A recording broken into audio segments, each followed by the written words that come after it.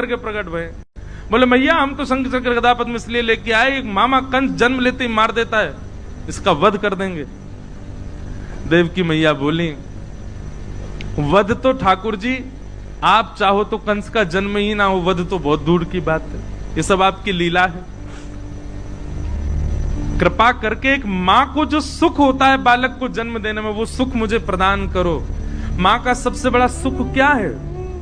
जन्म लेते ही बालक उसके हृदय से लगा दिया जाए और फिर मां अवकाश पाते ही अपना पयोधर बालक को पिलाए। ठाकुर जी वही तो सुख है।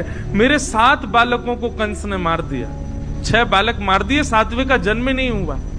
मैं यह सौभाग्य प्राप्ति नहीं कर पाई कि अपने बालकों को अपना पयोधर पान करा सकूं। कृपा करके आप परब्रह्म मेरे यहां पुत्र बन के आए हो, छोटे से बालक बन जाओ, मुझे अनुभव करा दीजिए ना कि हाँ सच में आप बालक बन के आए हैं, मेरा पयोधर पान कर रहे हैं।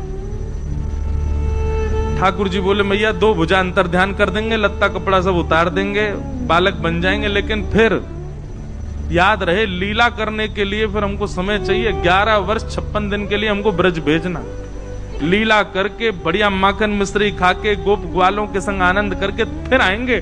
11 वर्ष का प्रतीक्षा करनी पड़ेगी, तब आकर के हम महाराज कंस को वध करेंगे। मंजूर हो तो बताओ। तो मैया ने दूसरा भाव अपनाया, बोले क्षण भर का संयोग मिले, उसके बाद भले ही 11 वर्ष का वियोग मिले, कोई दिक्कत नहीं, आप गोद में आओ। ठाकुर जी ने अपनी 2 भुजा अंतर ध्यान कर ली, कौस्तुभ मणि अंतर ध्यान कर ली और बताएं आज हरि देखे नंगम नंगा, सब वस्त्र उतार करके देखो खुद ही लेट गए और लेट करके दोनों भुजा और हाथ उठा के रोने लगे बन गए बालक।